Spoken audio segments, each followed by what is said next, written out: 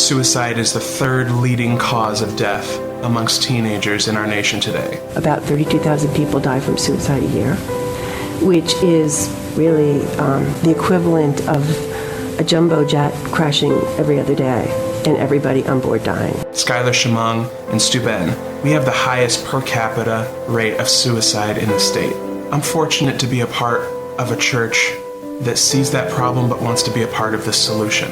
And so when we inaugurated the iMatter Festival just over 2 years ago, we did it with this vision of wanting to be a catalyst for real culture change amongst the teens in our area.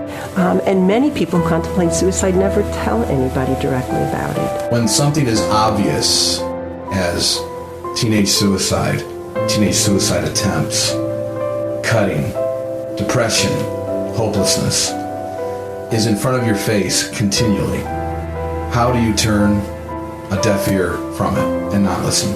I think we need to talk about it.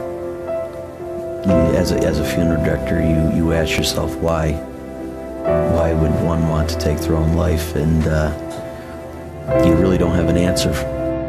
I had a friend commit suicide, and it's hard to go through. Got a phone call to my friend and told him she was doing it, and there was no way he could stop her. I just think they need to start talking about it more, because when I went to high school, they never talked about it. There was no suicide prevention stuff at the school I went to. 2 years ago, when we started this thing, we only got about 500 to 700 kids to come out to this event. Last year, we had somewhere between 2,500 and 3,000 kids come out to see this festival, the bands that we brought out, and even our speakers. But one thing that you have to understand is this is not a Christian festival. We deliberately looked for bands that, yes, were Christians or were made up of Christians, but ones that would draw out a secular audience, a secular crowd. You're talking about suicide. It is a community issue. We fortunately in our community have a very strong collaboration with law enforcement.